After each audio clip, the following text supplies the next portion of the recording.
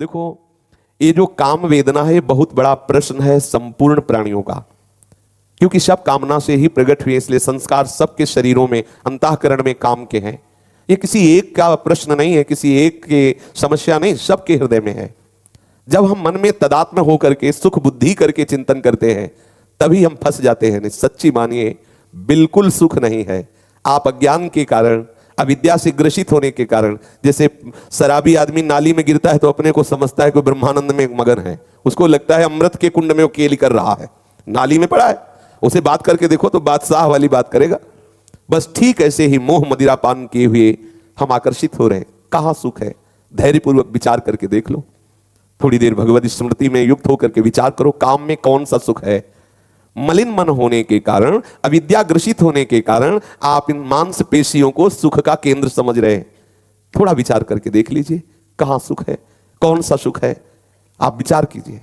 विचार रहित होने के कारण, पशुता होने के कारण आपके द्वारा ऐसी चेष्टाएं हो रही, कहीं सुख नहीं। आप भजन कीजिए, खुद आपका मन आपको बताएगा कहां सुख है। ये कोई ज्ञान विज्ञान की बात नहीं, वास्तविक बात है कि कहीं सुख नहीं है। ये तभी आपके समझ में आएगा जब भजन आप देखना। यही तो भजन का आनंद होता है। एक दिन जिन विषयों ने भयभीत कर दिया, आज भजन का प्रताप वही विषयों की बाहुल्यता पर मुस्कुराता हुआ साधक जाता है, हंसता है अपनी उन चिंतन की वृत्तियों पर कि अरे मैं रस्सी के सांप मान करके भयभीत हो रहा था, ये तो मुर्दा रस्सी है, इसमें तो कोई चेतना ही नहीं है। ये तब समझ में आई जब नजदीक पहुंचे। दूर से ऐसा लग रहा था कि सांप फनकाड़े हुए फफकार रहा है, काट लेगा। बिल्कुल विश्वास मानिए, ये ज्यादा भयभीत होने की जरूरत नहीं, ज्यादा घबराने की जरूरत नहीं है। विचार मलिन होने के कारण शरीर राग उत्पन्न हो गया है और उससे आपको लगता है कि इसमें सुख है, काम चेष्टा में, क्योंकि मूल काम ही है। ये क्रोधादि जो वृत्तियां सब इसी की उपज है, मूल काम है। अगर आप विचार पूर्वक देखिए तो किंचन मात्र कहीं सुख नहीं। बलिहारी है माया की, मलमूत्र के भांड शरीर पर, मलमूत्र के द्वारों पर वो भगवान की प्राप्ति का अवसर नष्ट कर देता है। जो समय मिला है सच्चिदानंद की प्राप्ति का, चिंतन कर और समझता मेरे बड़े भाग्य। अरे भाई, अगर वो भाग्य होता तो जिसका वो शरीर है, जिस पर तुम आकर्षित हो रहे हो, वो तो कृतकृत्य हो जाता ना। श्री भर्तृहरि जी को इसी बात पे तो वैराग्य हुआ कि वो सुंदर रूप देखकर पिंगला पर आसक्त हुए, पिंगला अश्वपाल पे आसक्त है, अश्वपाल वैश्या पे है। कहां है? अगर सुख होता तो थिर हो जाता ना, मन विश्राम पा जाता कि अब कृतकृत्य भया हूं मैं, अब कथुनाथ न चाहे मोरे, हो जाता ना। नहीं हुआ ना, तो है ही नहीं ना, केवल भ्रम है। ये भ्रम से निकलो, भ्रम से निकलो। ये आपने ही माना है भ्रम, इसलिए आपको ही छोड़ना होगा। नाम जप करते रहो, सतमार्ग में चलो, तो आप में ऐसी विवेकवती बुद्धि आ जाएगी कि असली में सुख नहीं है। ये आपको भ्रम से लग रहा है। जैसे भ्रम से हमें रस्सी में सांप लग रहा था, जैसे भ्रम से हमें सीपी में चांदी लग रहा था, जैसे भ्रम से एक शराबी मान लेता मैं बहुत सुखी हूं। कितनी गंदी जगह पड़ा होता है, देखा है, सबने देखा है। एक ऐसी गंदी जगह जहां लघुशंका लोग कर रहे हैं, वही वो पड़ा है और अपने को समझ रहा है जैसे बादशाह के महल में पड़ा हो। तो वो मूर्ख तब तक नहीं समझेगा ना जब तक नशा नहीं उतरे। जब नशा उतरेगा तो उसे खुद समझ में आ जाएगा। अभी मोह मदिरा पान किए हुए हम उन्मत्त हैं, इसलिए मलमूत्र के भांडों पर आसक्त होकर के सच्चिदानंद प्रभु से विमुख हो रहे हैं। और हम चिल्ला रहे हैं, अरे हमें काम सता रहे हैं, हमें काम बहुत परेशान किए हुए है। कहां है काम? कहां है काम? आप हमें बताओ कि ये काम है। अरे आपकी वासना है, आपकी वृत्ति है, आपकी स्वीकृति है। आप अपनी स्वीकृति को बदलिए, फिर बताइए है कहां काम? कौन है काम? यही श्याम ही काम है, श्याम ही, दूसरा नहीं है। प्रद्युम्न जी के रूप में अवतरित हुए नहीं, भगवान श्री कृष्ण के पुत्र कामा अवतार प्रद्युम्न, दूसरा नहीं, यही है। पकड़ो, ये श्याम सुंदर ही ठग रहा है। ये अगर नाम जापक संतों का संग मिल जाए, उनसे युक्तियां पता चले जाए, तो ये कुछ नहीं है, ऐसा मत समझो। रुचि ही नहीं रहे, मतलब आश्चर्य की बात है, रुचि ही नहीं। सत्य वस्तु का बोध होने पर रुचि ही नहीं, ऐसा कैसे हो सकता है? नकली वस्तु, नकली अंगूर कभी खाओगे? टंगे बढ़िया हरे भरे ऐसे दिखाई दे रहे, आपसे कहा जाए खाओ तो बोले पागल हो, नकली। ठीक, नकली है ये सब, असली सच्चिदानंद में प्रभु है। पर ये प्रवचन का विषय नहीं है। जब तक हृदय में भजन नहीं होगा, विवेक नहीं जागृत होगा, तब तक सब नाटक चलता रहेगा। ज्ञान वैराग्य का प्रवचन होगा, एकांत में काम चेष्टाएं होंगी। विश्वास कर लीजिए, इसे ज्ञान विज्ञान प्रवचन से नहीं रोका जा सकता। ये रुकेगा तो सिर्फ भजन से रुकेगा। जब अंदर ठसाठस माल भरा है ना भगवदानंद का, जरूरत ही नहीं पड़ेगी, जरूरत ही। ये बार बार हम हृदय की बात करें, शब्द नहीं हम कह पा रहे। आप बिल्कुल परेशान मत होइए। देखा, इस हृदय को देखा, दोनों बातें देखी है। एक देखा है काम की विकलता और एक देखी भगवान की कृपा, दोनों को देखा है। आप विश्वास कर लीजिए, आप आगे बढ़िए नाम जप करते हुए। जिन विषयों से डरते हैं, उन्हीं विषयों की बाहुल्यता पर कहीं मन की सुई ऐसे, जैसे ये घड़ी से सेल हटा दो, जो जहां सेकंड में, मिनट में, घंटे में वहीं सुई रहेगी, ऐसे ही भगवत कृपा से होता है। जहां यह विद्या से हटा, मन वहीं अचल हो गया भगवान के चरणारविंद पर। अब वो विश्व ब्रह्मांड के सारे सुख उसके सामने हो, फिर भी मन चलायमान नहीं हो। बलिहारी है, अगर प्रभु की शरणागति और प्रभु के भजन में बल ना होता तो निश्चित समझो हम हृदय से कहते हैं, हम सभा में कह देते कि सब नाटक है, कुछ नहीं होता, पूरा जीवन हो गया जलते हुए। बिल्कुल सच्ची मानिए, बहुत कृपालु भगवान नाम है, बहुत कृपालु प्रभु के चरणारविंद है। इनके आश्रय से कर तुम अकर तुम अन्यथा कर तुम, सर्व सामर्थ्यशाली प्रभु। अरे जिसके हृदय में नाम चल रहा है, चरणों का चिंतन चल रहा है, प्रभु जिसके आश्रय दाता है, उसको कोई परास्त कर सके, सीम की चाप सके को तासु, बड़ रखवार रबापति जासु। महत्व खत्म हो गया, खत्म सब। श्री सुखदेव जी को ब्रह्म बोध हो गया है, इस बात की परीक्षा के लिए जनक जी ने महल में रखा। 16 वर्ष की अवस्था की आयु रहती थी शरीर की, और दिगंबर नंग धड़ंग 9 युवतियां, 7 दिन 7 रात्रि, आलिंगन चुंबन, हंसना खेलना खवाना पिलाना विनोद करना। और रोज की खबर पहुंचती कि कैसे हैं परमहंस जी। बोले महाराज जैसे आए थे वैसे ही है, कोई फर्क नहीं है। बोले अब उनको बताओ कि ब्रह्मबोध हो गया है, यह है भगवत साक्षात्कार। नाना प्रकार की भोग सामग्रियों की बाहुल्यता और आपका मन स्वीकार न करे, क्योंकि नकली है। जैसे हम जान गए कि सेब, अनार, ये अंगूर सब प्लास्टिक के नकली टंगे हुए, तो आपका मन नहीं होगा खाने का। ऐसे ही ब्रह्मादि के भोग सब विश्रम लागत ताई, नारायण ब्रज चंद की लगन लगी है जाए। अभी कुछ समय हुआ भजन करते हुए, उसमें भी असाधन आप कर रहे हैं, फिर आप कहते हैं भक्ति करते हुए भजन करते हुए इतना समय हुआ, अभी तो हमारे अंदर बहुत काम है, बहुत क्रोध है, ये है वो है। घबराओ मत, आप साक्षी भाव धारण कीजिए, खूब भजन कीजिए, आप में भी ऐसी शीतलता आ जाएगी कि कोई आपको परास्त नहीं कर पाएगा। श्री गुरु नानक देव जी महाराज कह रहे हैं कि काम क्रोध जिसके हृदय से नष्ट हो जाते हैं, उसके हृदय में भगवान प्रकट हो जाते हैं। वाल्मीकि जी ने भी यही कहा, काम क्रोध मद मान न मोहा, लोभ न क्षोभ राग नहीं द्रोहा, जिनके कपट दंभ नहीं माया, तिनके हृदय बसो रघुराया। आप विश्वास कर लेना, भजन की कमी है इसलिए ये मोह मदिरा चढ़ी हुई है और हम भाग रहे विषयों के प्रति। जिस दिन भजन का आनंद आ जाएगा, अरे कैसी बात करते हो, विश्व के सारे भोग एक साथ आपको प्राप्त हो जाए फिर भी ना, नहीं स्वात्मारामम विषय मृग तृष्णाम भ्रमयति, ऐसा हो ही नहीं। अच्छा चलो पूरा ज्ञान नहीं हुआ, लेकिन किसी विश्वसनीय ने कह दिया ये खीर बनी इसमें जहर मिला है, आप खा सकते हो क्या? नहीं खाओगे। ऐसे ही गुरु से ज्यादा विश्वसनीय कौन होगा? उन्होंने बता दिया है जितने भोग हैं ये सब विष से भी ज्यादा विषैले घृणित, इनमें कोई तत्व नहीं, इसमें कोई आनंद नहीं है, केवल आभास मात्र हो रहा है। जैसे रस्सी में सर्प का आभास हो गया, जैसे मरुभूमि में एक बूंद जल नहीं पर जल निर्मल जल भरा है, ऐसा आभास हो गया। ऐसे ही माया ने हमें शरीरों में आकर्षित कर दिया कि इनमें सुख है, बिल्कुल नहीं है, भ्रम है। सच्ची मानिए, पर यह भ्रम केवल भगवत शरणागत से, केवल भगवत भजन से ही जाएगा। जहां सुकृपा सब भ्रम मिट जाई, गिर जा सोई कृपालु रघुराई। जहां आप प्रभु के चरणारविंद में पूर्ण चित्त को लगाने की चेष्टा करेंगे, कृपालु कृपा कर देंगे, फिर आप परिणाम देखेंगे। गुरु नानक जी कह रहे हैं, गुरु कृपा जेहि नरपे कीनी तिन यह जुगति पिछानी। गुरु कृपा करके युक्ति बताते हैं, और युक्ति जिसने स्वीकार कर लियो, पहचान गया सब नकली है, फिर उसे कोई नहीं भ्रष्ट कर सकता। पर इसके लिए थोड़ी दृढ़ता चाहिए। जहां आप आज ही निश्चय मान लो करो कि मैं ऐसा नहीं करूंगा, तो 1 सप्ताह के अंदर ऐसी वेदना जागृत होगी कि साहब निश्चय मिट्टी में मिल जाएगा। बस आपको इतना सावधान रहना है कि अब ललकार दिया है, दुश्मन आएगा, भेष बदल के आएगा, अंदर से आएगा, बाहर से आएगा, लेकिन प्राण चाहे निकल जाए, मैं ऐसा नहीं होने दूंगा। फिर आप देखेंगे कुछ नहीं होला, केवल ये आंधी है, आई निकल गई, खत्म। और एक बार अगर उसके आवेश को सह गए तो दूसरी बार कम, तीसरी बार कम, फिर एक दिल ऐसा आएगा स्फुरना, फिर खत्म। निष्काम हृदय, ओ कितना अपार आनंद उस हृदय, और आनंद मिलता है। जैसे आपकी फिसलन की जगह आई और आप फिसले नहीं, तो जानते हो जे भी वो घटना हटी तो फिर आपके हृदय में और आनंद होता है, और प्रभु से आसक्ति होती है। ओहो कितनी कृपा, जहां मैं डर रहा था कि यहां फिसल जाऊंगा, देखो कितने कृपालु प्रभु, कितना वो स्वयं का होता है, कितना अध्यात्म आनंद प्रभु प्रदान कर रहे, बलिहारी है हे करुणा निधान, और वो आगे बढ़ता चला जाता है। आप निश्चय करो, मैं झूठे सुखों को भोग करके अपने आध्यात्मिक बल को नष्ट नहीं करूंगा, अपने सच्चिदानंद समय को नष्ट नहीं करूंगा, यह निश्चय आप करो। गुरु युक्तियां प्रदान करता है, उन युक्तियों से अपने आप को बचा लो। गुरु कृपा जी नरपे कीन्ही तिन यह जुगति पिछानी, नानक लीन भयो गोविंद सो ज्यों पानी संग पानी। ये है ज्यों पानी संग पानी।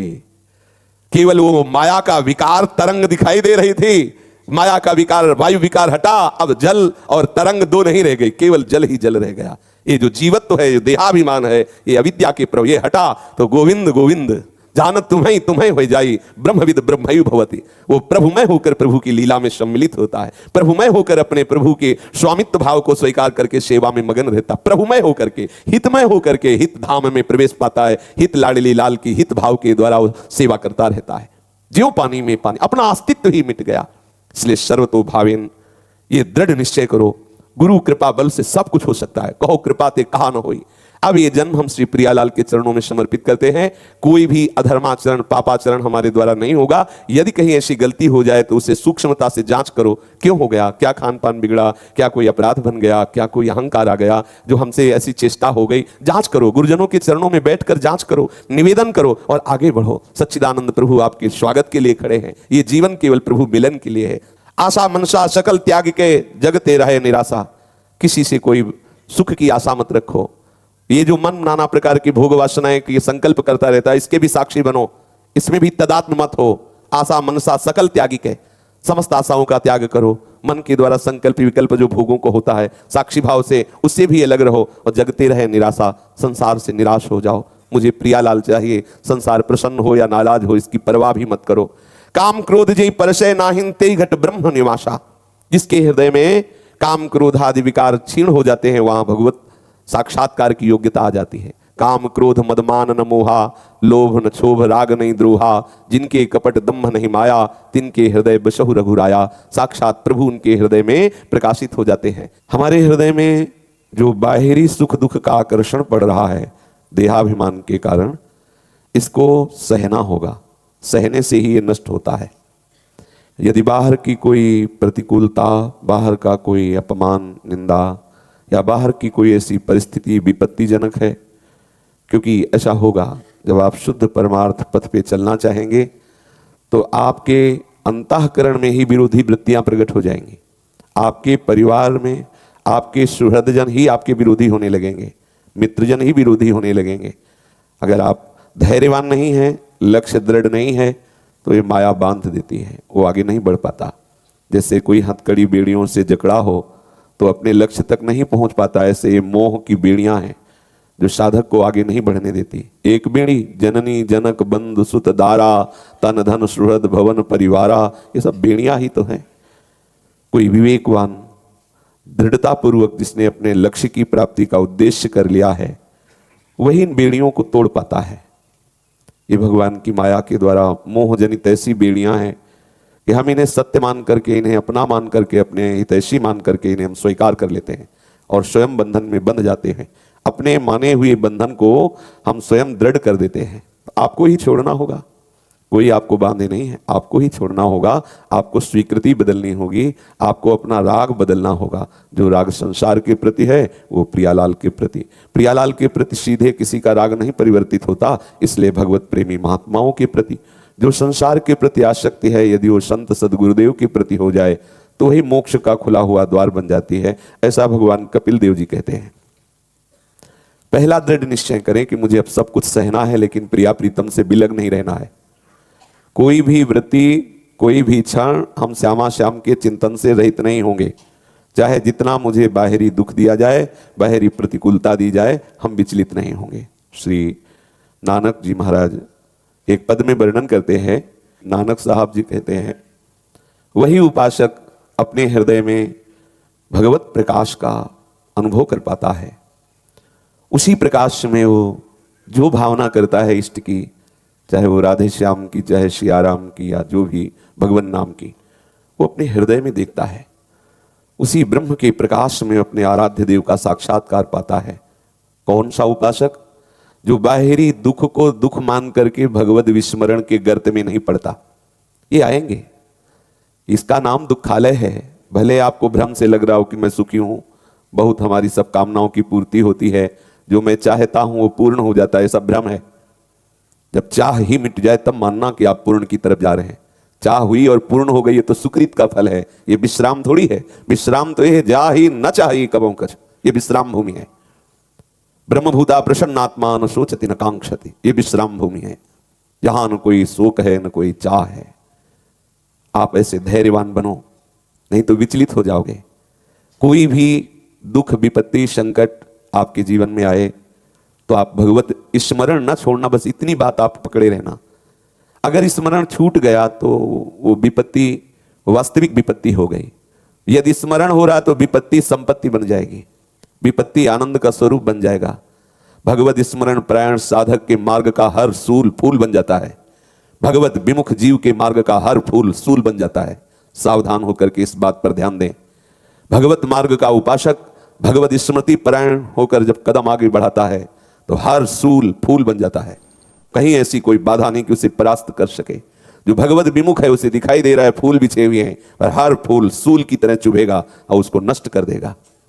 कोई भी ऐसी दुख विपत्ति नहीं जो भगवत स्मरण परायण हृदय में क्षोभ पैदा कर सके। का हनुमंत विपत्ति प्रभु सोई, जब तो सुमिरन भजन न होई।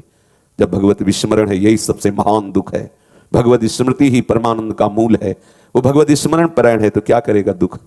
ये दुखालय है, ये मृत्यु लोक है, मरना है, ये विश्वास करो, ये शरीर छूटेगा, कोई न कोई बहाना आएगा, कोई न कोई विपत्ति आएगी, कोई न कोई रोग आएगा और इस शरीर से हमें अलग करेगा। इसमें क्या भयभीत होना, क्या डरना।